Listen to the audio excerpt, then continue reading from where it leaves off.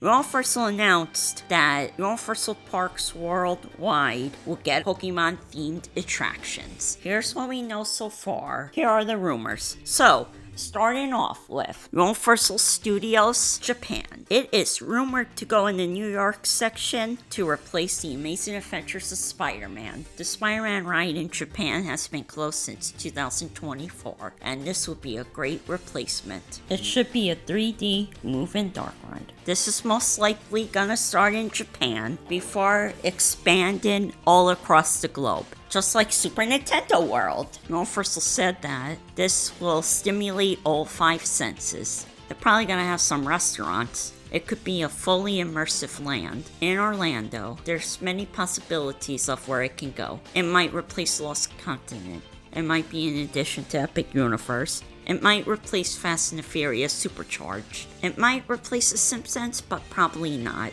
As for the ride, it's possible it can be an interactive experience involving catching Pokemon, or even a Pokemon Snap-inspired ride. You might have AR goggles like in the Mario Kart ride. I hope Pokemon replaces the Lost Continent. Another rumor, they'll sell interactive Pokeballs that you can use in the land to collect Pokemon. That would be cool. It's gonna take a few years for this to all happen, but I'm thinking 2029. But remember, these are all rumors. We don't know when we're gonna get more information on this, but maybe on Pokemon Day, February 27th. Are you excited for this new change? Let me know in the comments below. I'm excited for this. This has been Sean from Come Along with Sean. See us soon.